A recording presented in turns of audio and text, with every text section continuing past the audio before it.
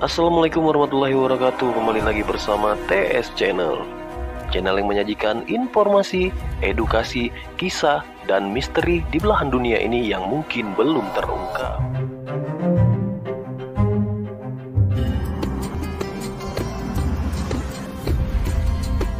Kalau melihat bala bencana yang sudah terjadi di alam semesta, saya pun yakin Imam Mahdi itu sudah ada. Cuma di mana dia? Rahasia yang punyanya, Allah yang punya dia, maka Allah merahasiakan dia.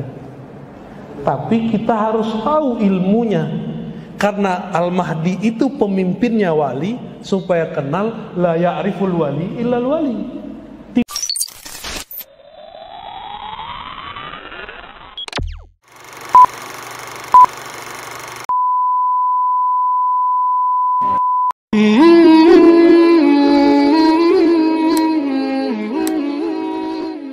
Kalau melihat bala bencana yang sudah terjadi di alam semesta, saya pun yakin Imam Mahdi itu sudah ada.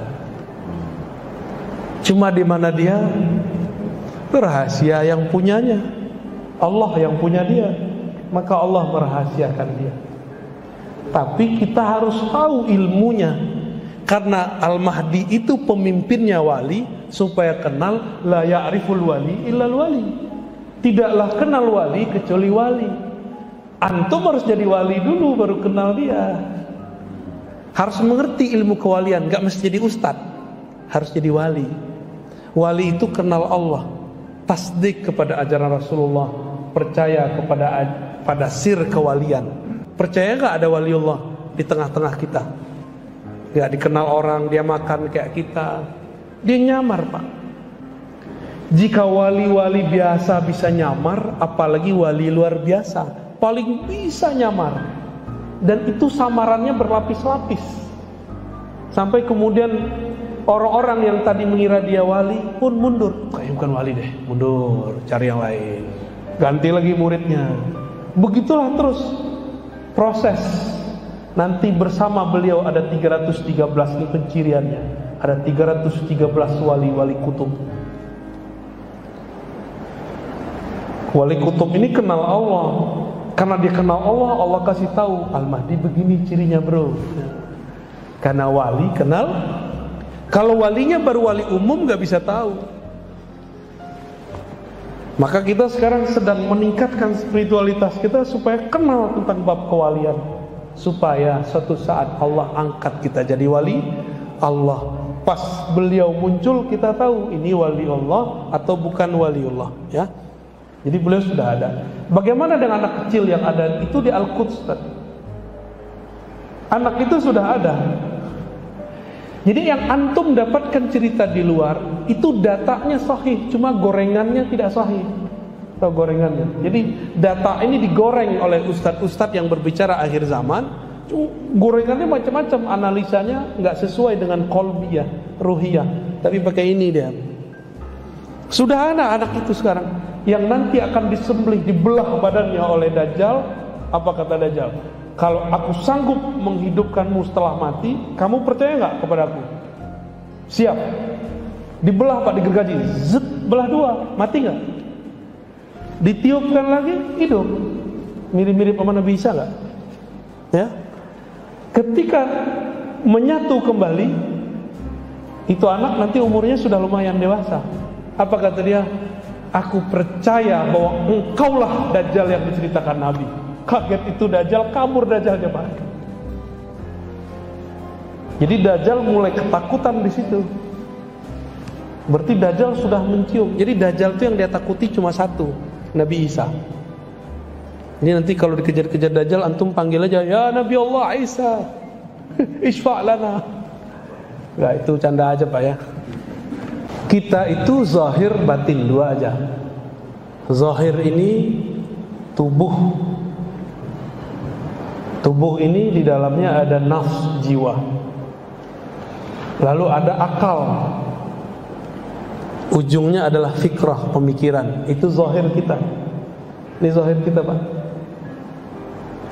Ketika orang mati, yang mati itu nafs, kullu nafsin dha'iqatul maut. Yang mati itu nafs, bukan ruh. Ruh tidak pernah mati, karena ruh itu energi ilahiyah, dan energi itu sifatnya abadi. Lalu kemana dia? Tubuh ke bumi, kembali ke tanah. Kolbu itu sisi yang batin. Kolbu ini dia mengikut ke ruh.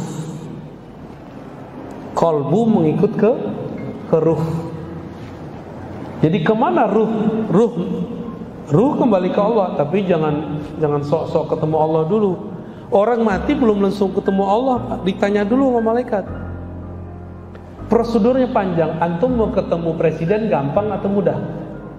Mau ketemu gak usah deh, gubernur susah. Harus pakai pintu belakang, lewat UZR dulu ya. Mau ketemu wali kota, bupati, mau Pak Lurah aja sekarang harus ada sekretaris lurah dulu. Masa mau ketemu raja alam semesta, mati langsung ketemu? Enggak. Ada proses-proses. Hanya kekasih-kekasihnya yang ruhnya langsung dipulangkan ke hadirat Allah. Kalau orang-orang biasa ikutin dulu prosedur imigrasi barzakh, ditanya terus. Itu pertanyaan sekali Pak, tapi rasanya 1000 tahun bagi orang yang tidak taat. Pertanyaannya sekali, rasanya sebentar bagi orang yang Allah izinkan menjawabnya. Itu nggak bisa dihafal. Amalkan aja dari hari ini, ya. Maka pagi-pagi, sore mau tidur, bangun tidur, baca syahadat, baca raditu billahi Rabbah wa bil Islami dinan. Kita itu nggak penting buka-buka batin untuk baca-baca orang. Mata batin itu gunanya supaya mata ini bisa memandang kepada ayat-ayat Allah. Mata kita nggak akan bisa memandang Allah, Pak, kecuali Allah habiskan mata kita, diganti dengan pandangannya. Baru saat itulah si hamba bisa melihat Allah. Karena tidak ada yang sanggup melihat Allah. Masih ingat kisah Nabi Musa? Baru cahaya terpercik, Nabi Musa pingsan. Antum orang-orang kayak gini mau ngelihat Allah? Belagu amat ya. Siapa ente? Mata batin, yang dimaksud mata batin yang mana? Mata batin itu ada mata kolbu, ada fuad, ada sir, ada ruh. Itu mata yang mana? Kolbu dibuka dengan zikrullah, fuad dengan bertadabbur, lub dengan pengetahuan inti, sir dengan ma'rifatullah. Atau kita ulang, kolbu dengan nama Allah, fuad dengan fi'lullah, lub dengan sifatullah. Pusing kan?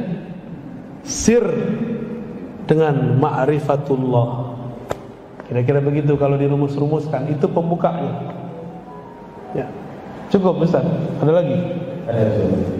Bagaimana caranya kalau kita yang sudah memiliki paham salafi tak bisa keluar dari paham itu, bahkan sampai durhaka orang tua? Iya, salam. Saya yakin kalau salafinya benar, dia nggak akan durhaka ke orang tua. Apakah ada ajaran di Quran yang membolehkan membentak orang tua, menyalah-nyalahkan orang tua? Ada nggak? Antum buka Quran, kan katanya maqalallahu wa rasuluhu, kata Allah dan kata Rasulnya. Dalam surat Luqman dikatakan, jika orang tuamu mengajak kepada selain Allah, ya, fala tuti'huma, jangan ikuti keduanya, wa sahibhuma fid dunya ma'rufa, tetap bergaullah dengan mereka, sikaplah mereka, beradablah dengan mereka dengan adab yang terbaik. Ini baru beda faham. Di Quran itu beda agama, Pak. Orang tuanya ngajak syirik, itu gak boleh dibentak orang tuanya. Kenapa? Orang tua kita sudah mewakili tugas Allah untuk membesarkan kita, diwakilkan ke orang tua. Walaupun fikrahnya, kolbunya musyrik, tapi tetap jasanya gak bisa hilang. Maka ciri-ciri ajaran sesat adalah ajaran yang membuat dia durhaka kepada orang tuanya, bertengkar dengan saudaranya, benci dengan pengurus masjidnya, tidak sapa-sapaan dengan kawan lamanya. Berarti bertentangan dengan surat Al-Hujurat, innamal mu'minuna Sesungguhnya orang beriman itu bersaudara. Berarti dia sudah tidak menganggap yang lain itu saudara. Apalagi imamnya tahlil kayak tadi itu kan, la ilaha illallah. Itu benci sekali itu ya. Antum tuh dibenci udah ditandain tuh Ustaz. Takut gak Ustaz? Gak usah takut Ustaz. Tuang kue ini ditandain kan Ustaz khurafat. Apalagi ini yang di samping saya ini. Ini bahaya ini ya. Karena dia baca kitab-kitabnya yang menghancurkan argumentasi mereka. Bapak kalau ngaji sama kita, tolong tambah baik ke orang tua. Bapak kalau ngaji kepada Ustadz Arnof, kepada saya, kepada Uzair, kepada teman-teman Ustadz-Ustadz yang ahlu sunnah aswaja, tolong tambah sayang kepada saudara, tambah hormat kepada tetangga, seperti Nabi dulu menghormati tetangga. Hormatkan Nabi tetangga, hatta itu non muslim dihormati. Ini baru tetangga Facebook udah nggak hormat kan? Tetangga paham, tetangga manhaj. Udah banyak. Ini ciri-ciri mereka bukanlah pembawa sunnah Nabi. Sunnah Nabi yang mereka pahami cuma celana cingkrang. Maaf loh Ustaz ya, bukan antum, jenggot panjang. Ini jenggot antum coba dilihatin dong. Ajib. Kalau aneh iri sama jenggot antum. Ini nggak bisa panjang-panjang kan? Nggak muncul-muncul. Nggak tahu ntar kalau daulah berdiri ya. Ntar dikasih obat apa gitu ya. Tumbuh dia kan. Tapi nggak cocok kali wajahnya ya. Ciri-ciri orang ahlus sunnah, dia tambah baik kepada hamba-hamba Allah. Udah itu aja. Ya. Akhiran. Kenapa penting tidak bersahabat dalam belajar? Karena sebagian Ustaz justru Ustaz meremehkan sahabat. Orang yang meremehkan sesuatu karena dia tidak kenal nilai sesuatu itu. Orang yang membenci kita karena dia tidak kenal kita. Tapi orang-orang yang berharga, orang-orang yang tahu nilai dirinya, dia merasa terhina nggak ketika dihina orang? Maka orang yang mengerti ilmu sanad jangan merasa diremehkan ketika ada orang meremehkan dia. Percaya diri. Al-isnad minad din. Kan gitu kita sudah sering baca. Udah hafal belum? Gak hafal-hafal ya? Itu Buya Alnof udah berbuih mulutnya baca itu tuh. Bersanad, berguru bagian dari agama. Maka kemarin waktu di Kampar ada ustadz juga nanya di MUI, apa sih penting sanad? Jawabannya cuma satu, karena dia ustadz jawabannya cukup satu kalimat, al-isnad dhamanun. Sanad itu garansi kebenaran. Bapak ini ngaku keturunan Raja Pagaruyung, Raja Bengkalis, Raja Malaka, Raja Johor, Raja apa lagi? Raja Siak. Ada lagi? Kerajaan-rajaan. Untuk membuktikannya pakai apa? Pakai ngaku-ngaku. Lihat nih hidung saya nih, ini hidung saya nih, mirip kan? Begitu nggak? Nggak begitu cara mengakunya.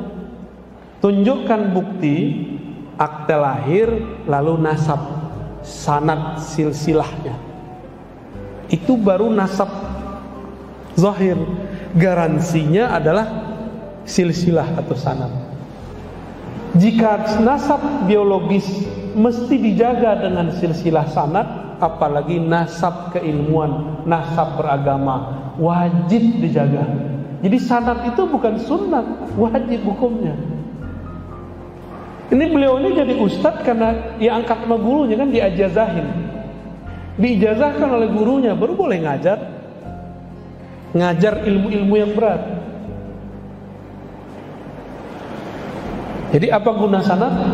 Garansi kebenaran. Kita seperti yang saya buka di awal tadi, boleh merasa benar tapi tidak boleh merasa paling benar. Kalau ini nggak benar, ngapain kita perjuangkan? Enggak. Jadi tolong bergurulah kepada ahli sanad, Allah akan jaga kita. Bagaimana ada ustadz yang meremehkan sanad? Utrukuhum fala tubali bihim. Tahu artinya nggak? Udah tinggal aja mereka, nggak usah dihiraukan lagi. Orang begitu di akhir zaman masih ada, ya. Nanti ciri-ciri mereka apa? Mereka nggak percaya sama Habib.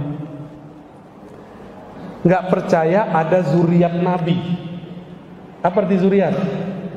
Keturunan.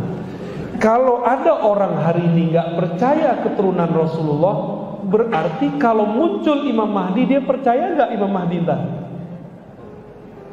Dia gerakan akhir zaman, tapi nggak percaya Habib ke laut.